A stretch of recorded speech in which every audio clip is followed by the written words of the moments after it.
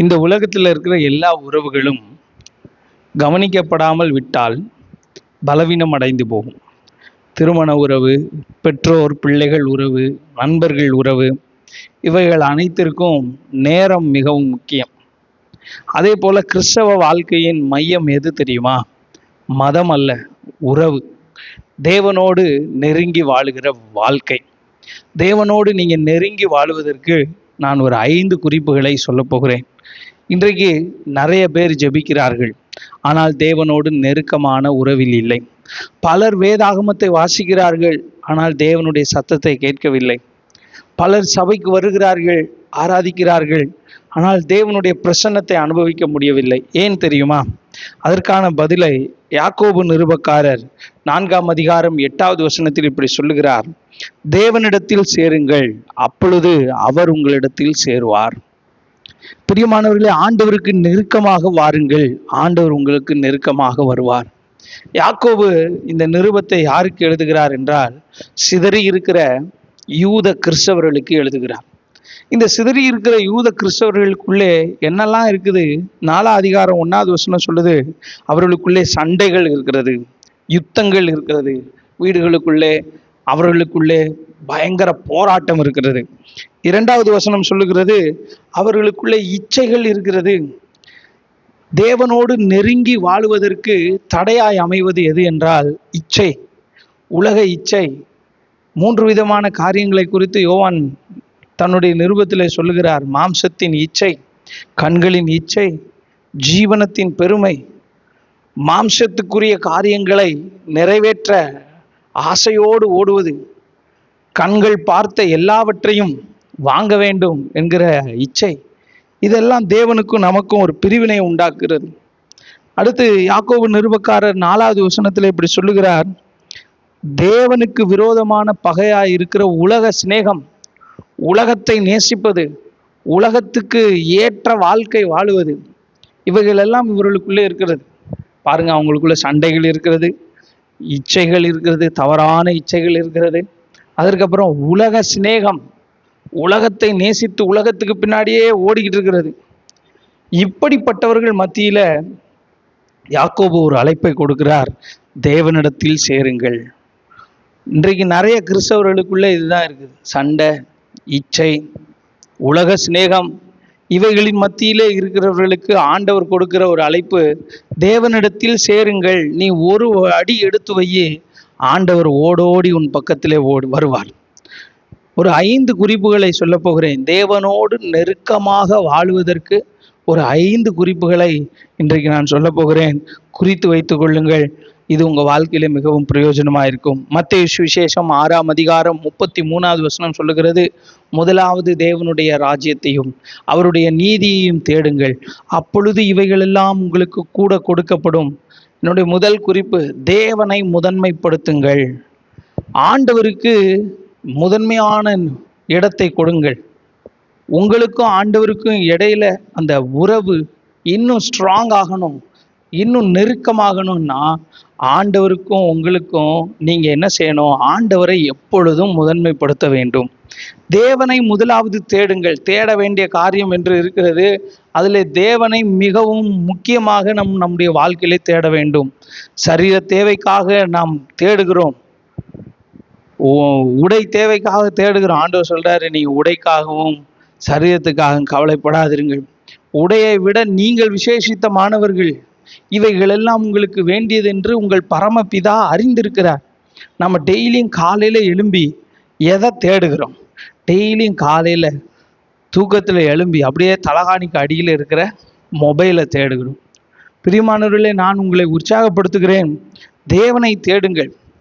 ஏனோக்கு என்கிற ஒரு பக்தன் இருந்தான். அவனை குறித்து வேதாகமம் சொல்லுகிறது. ஆதியாகமத்தின் புஸ்தகம் 5ஆம் அதிகாரம் 24வது வசனத்துல, ஏனோக்கு தேவனோடு சஞ்சரித்தான். ஏனோக்கு தேவனோடு சஞ்சரித்தான். பாருங்கள், அவன் 65 வயதில் தேவனோடு நடக்க ஆரம்பிக்கிறான். 300 வருடம் நடக்கிறான். He walked with God. ஆண்டவரோடு கூட சேர்ந்து நடந்தான். சஞ்சரித்தல் என்றால் இவனும் ஆண்டவரும் சேர்ந்து நடப்பது. அவன் ஒரு பெரிய ராஜா கிடையாது, அவன் பெரிய தீர்க்கதரிசி கிடையாது, அவன் பெரிய போர் வீரன் கிடையாது, அவன் பேருக்கு பின்னாடி பட்டங்கள் படிப்புகள் எழுதப்படவில்லை. ஆனால் வேதம் சிம்பிளா சொல்லுது, அவனை பற்றி வலியுறுத்துகிறது, அவன் தேவனோடு நடந்தான். அவன் எங்கெல்லாம் போகிறானோ அங்கெல்லாம் தேவனோடு நடந்தான். பிரியமானவர்களே, நான் இப்படி சொல்லுகிறேன், உறவு பதவியை விட மிகவும் பெரியது. நீங்கள் வகிக்கும் பதவியை விட உங்களுக்கும் ஆண்டவருக்கும் இடையில இருக்கிற உறவு மிகவும் முக்கியமானது. ஆண்டவருடைய உறவை முதன்மைப்படுத்துங்கள், ஆண்டவருடைய உறவை மேன்மைப்படுத்துங்கள், ஆண்டவரோடு கூட சேர்ந்து வாழுங்கள். நீங்க போகிற இடத்துல ஆண்டவர் வரணும். நீங்க போகிற எல்லா இடத்துலையும் கர்த்தர் வருவாரான்னு கொஞ்சம் யோசிச்சு பாருங்க. இன்னைக்கு இருக்கிற நிறைய கிறிஸ்தவர்களின் வாழ்க்கையில குறைவு எது தெரியுமா? தேவனை தேடுவதை முதன்மைப்படுத்துவது இல்லை. தேவனை என்றைக்கோ ஒரு நாள் தேடினால் நமக்கு வாழ்க்கைக்கு ஆசீர்வாதம் வராது. எந்நேரம் அவரை தேடுங்கள், கர்த்தரை தேடுங்கள், அப்பொழுது பிழைப்பீர்கள். கர்த்தரை தேடுகிறவர்களுக்கோ ஒரு நன்மையும் குறைவுபடாது. ஆண்டவரை தேட வேண்டும், ஆண்டவரை முதன்மைப்படுத்த வேண்டும். உங்க வாழ்க்கையில யாரை நீங்க முதன்மைப்படுத்துறீங்களோ இல்லையோ, கடவுளை முதன்மைப்படுத்தணும். ஒரு திருமண வீட்டுல ஒரு பெரிய பணக்காரர் அழைக்கப்பட்டிருந்தா எப்படி அவரை முதன்மைப்படுத்தி முதன்மையான இடத்துல வைப்பார்களோ, அதைவிட மகிமையாய் உங்கள் தேவனை நீங்கள் முதன்மைப்படுத்துங்கள், ஆண்டவரை முதன்மைப்படுத்துங்கள். உங்கள் உறவு நெருக்கமாகும். இரண்டாவது, ஆண்டவரோடு நெருக்கமாக வாழ்வதற்கு இரண்டாவது குறிப்பை சொல்லுகிறேன், கவனியுங்கள். தேவனுடைய வார்த்தையில் நிலைத்திருங்கள். யோவான் சுவிசேஷம் 15ஆம் அதிகாரம் 7வது வசனம் சொல்லுகிறது, என் வார்த்தை உங்களிலும் நீங்கள் என்னிலும் நிலைத்திருந்தால் நீங்கள் வேண்டிக் கொள்வது எதுவோ அது உங்களுக்கு செய்யப்படும். தேவனுடைய வார்த்தையிலே நிலைத்திருங்கள். தேவனுடைய வார்த்தையை இழக்கிறவன் மெதுவாக தன்னுடைய ஆவிக்குரிய பலத்தை இழக்கிறான். ஒரு கிறிஸ்தவனுக்கு பலம் எங்க இருக்கிறது தெரியுமா? ஆண்டவருடைய வார்த்தையிலே இருக்கிறது. உறவு நெருக்கமாகணும் அப்படின்னா ஆண்டவருடைய வார்த்தையில நிலைத்திருங்க. Abide his word. ஆண்டவருடைய வார்த்தையிலே நிலைத்திருங்கள். 6வது வசனத்துல ஆண்டவர் சொல்லுகிறார், யோவான் சுவிசேஷம் 15:6, நீங்க கொடியானது செடியோடு நிலைத்திராவிட்டால் அது தானாய் கனி கொடுக்க மாட்டாது. அப்படி நிலைத்திருக்கலன்னா அவைகள் உலர்ந்து போகும். உலர்ந்து போனவைகளை எல்லாம் கூட்டி சேர்த்து அக்னியிலே போடுவார்கள். பிரியமானவர்களே, நீங்களும் நானும் ஆண்டவரோடு நிலைத்திருக்கும் போது நமக்கு தேவையான நன்மைகள், நமக்கு தேவையான ஆசீர்வாதங்கள், நமக்கு தேவையான செழிப்பு அவருடைய வார்த்தையிலிருந்து வரும். 1வது சங்கீதத்தில் பார்க்கிறோம், அவன் செய்வது எல்லாம் வாய்க்கும். யார் செய்வது வாய்க்கும் தெரியுமா? நீர்க்கால்களின் ஓரமாய் நடப்பட்டு தன் காலத்தில் தன் கனியை தந்து இலையுதிராதிருக்கிற மரத்தை போல் இருப்பான். அவன் செய்வதெல்லாம் வேதத்தின்படி நடக்கிறவன், இரவும் பகலும் கர்த்தருடைய வேதத்தை தியானிக்கிறவன், அவனுடைய வாழ்க்கை ஆசீர்வாதமாக இருக்கும் என்பதிலே எந்த சந்தேகமும் இல்லை. இன்றைக்கு நிறைய பேரை பாருங்க, மார்த்தாளை போல ஆண்டவர் வீட்டுக்கு வந்துட்டாருன்னு சொல்லி ஆண்டவருக்கு ஊழியம் செய்வதில் பிஸியாகி விடுகிறார்கள். நான் இப்படி சொல்லுகிறேன், ஊழியம் உறவை விட மிகவும் சிறியது, உறவுதான் மிகவும் பெரியது. ஆண்டவரோடு உள்ள உறவை மேன்மைப்படுத்துங்கள். அந்த உறவை மேன்மைப்படுத்த ஊழியம் தன்னால வளரும். வசனத்தில் எழுதியிருக்கிறது, மரியாள் தன்னை விட்டு எடுபடாத நல்ல பங்கை தெரிந்து கொண்டாள். நம்ம நிறைய பேர் என்ன செஞ்சிடறோம், இயேசு வீட்டுக்கு வந்துட்டார், அவருக்கு முதன்மையான இடத்தை கொடுத்து சீட்டை கொடுத்து உட்கார வச்சு நம்ம வேலையை பார்க்க ஆரம்பிச்சிடறோம். அப்படி இல்லை, இயேசுவின் பாதத்தில் உட்காருங்கள். ஆண்டவருடைய பாதத்தில் உட்கார்ந்து அவருடைய வார்த்தையை வாசியுங்கள், வார்த்தையை தியானியுங்கள். கர்த்தருடைய வார்த்தையிலே ஜீவன் இருக்கிறது. நீங்க ஆண்டவருடைய வார்த்தையை வாசிக்க உங்க வாழ்க்கை மாறும். கர்த்தர் உங்களோடு கூட பேசுவார், அதை உங்கள் வாழ்க்கை உணரும். ஆண்டவருடைய வார்த்தையிலே ஜீவன் இருக்கிறது. இந்த வார்த்தை ஜீவனாயும் ஆவியாயும் இருக்கிறது. இந்த வார்த்தை ஆவியையும் கணுவையும் ஊனையும் பிரிக்கத்தக்கதான வார்த்தை. அப்படின்னா என்னன்னா, இருதயத்தில் ஓடுகிற எல்லா நினைவுகளையும் சொல்லி கொடுக்கும் வார்த்தை.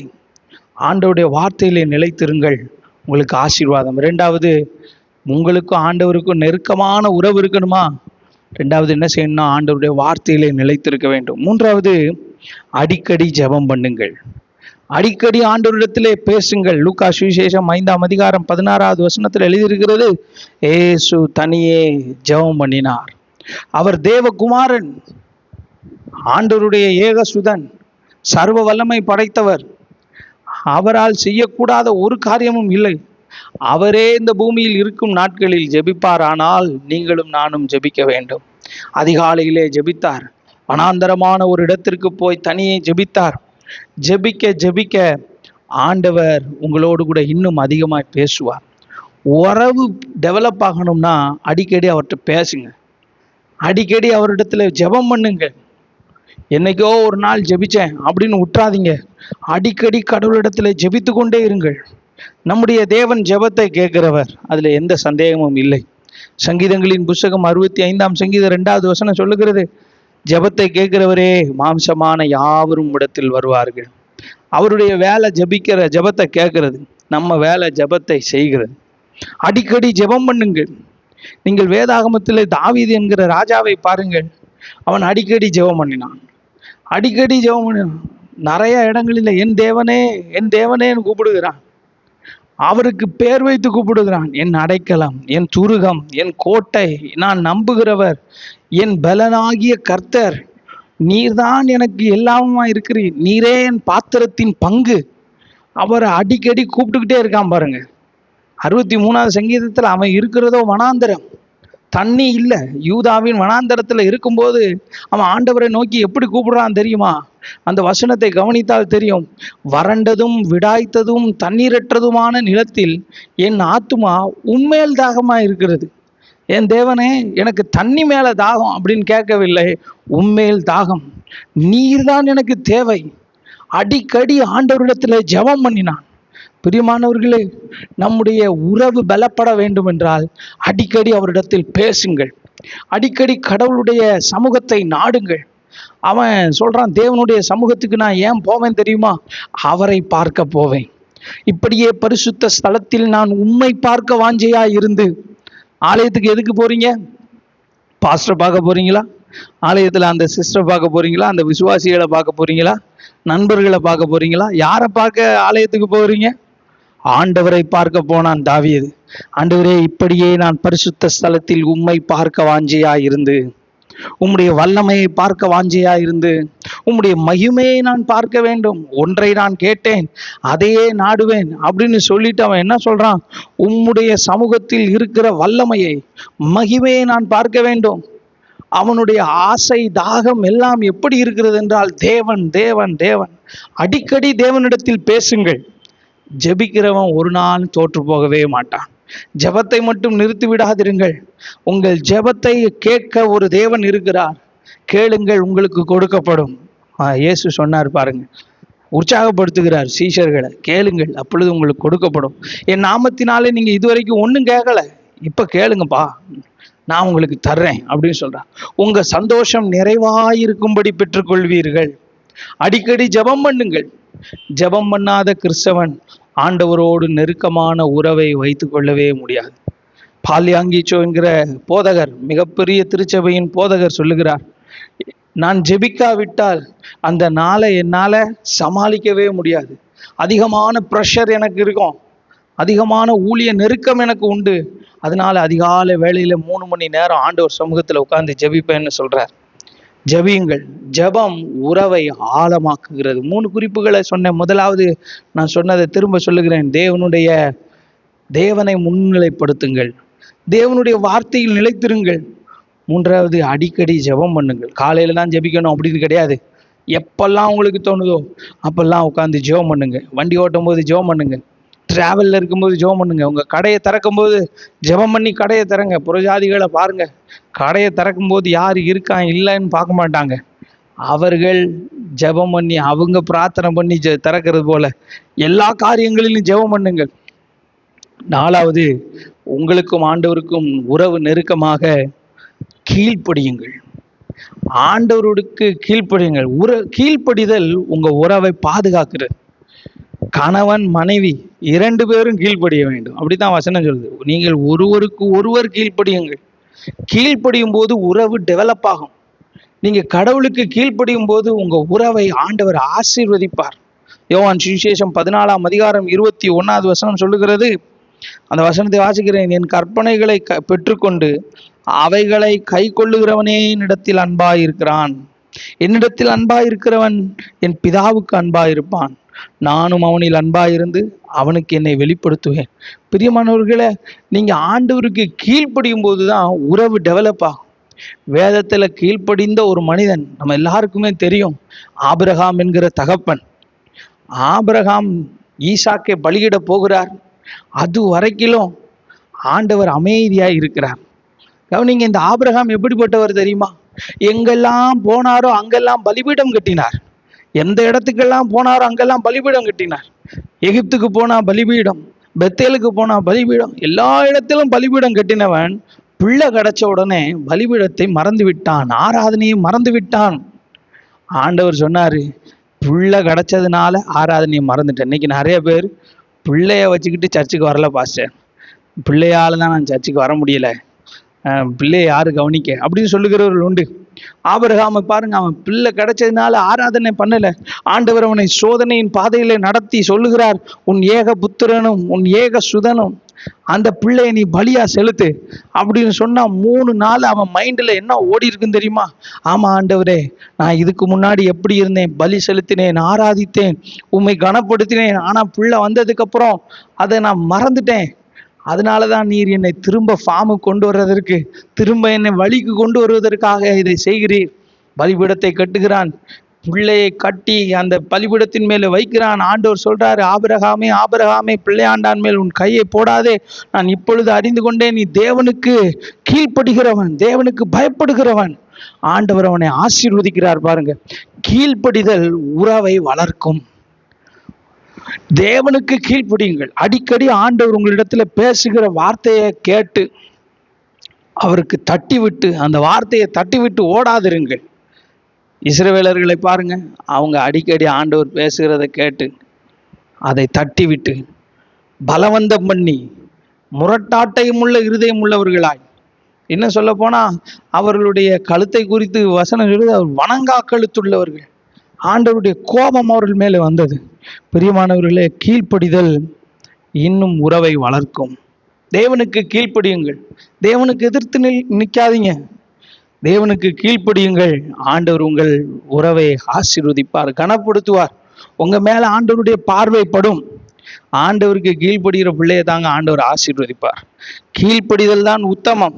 பலியிடுவதை பார்க்கிலும் செவி கொடுத்தலே உத்தமம். ஆண்டவருக்கு செவி கொடுங்க. ஆண்டவருக்கு கீழ்ப்படிதல் நல்லது. 5வது, தேவனோடு உள்ள உறவை நெருக்கமாய் வைக்க ஒரு காரியத்தை சொல்லுகிறேன். ஏசாயா தீர்க்க தரிசன புஸ்தகம் 59:2 சொல்லுகிறது, உங்கள் அக்கிரமங்களே, உங்கள் பாவங்களே உங்களுக்கும் தேவனுக்கும் நடுவே பிரிவினை உண்டாக்குகிறது. தேவன் தூரமாய் போகவில்லை, பாவம் செய்து நாம் தான் தூரமாய் போகிறோம். பரிசுத்தம் உறவை பாதுகாக்கிறது. பரிசுத்தம் தேவனோடு உள்ள உறவை பாதுகாக்கிறது. தேவனோடு கூட பரிசுத்தமாய் வாழுங்கள். ஆண்டவர்கிட்ட கிருபை கேளுங்க. சோதனை வருதா, கிருபை கேளுங்க. அதில் ஜெயிக்கிறதற்கு ஆண்டவர் உதவி செய்வார். பரிசுத்த ஆவியானவரை அதற்குத்தான் கொடுத்திருக்கிறார். ஆண்டவராகிய இயேசு கிறிஸ்துவின் இரத்தத்தினால் நீங்கள் ஜெயம் பெறுவீர்கள். பேதுருவை பாருங்க, பேதுருவும் தவறு செய்தான், யூதாசும் தவறு செய்தான். யூதாசு மனம் கசந்தான், அழுதான், மனசாபப்பட்டான், பின்னாடி போயிட்டான். ஆனா பேதுருவை பாருங்க, மனம் கசந்து அழுது அவரிடத்தில் ஓடி வந்தான்.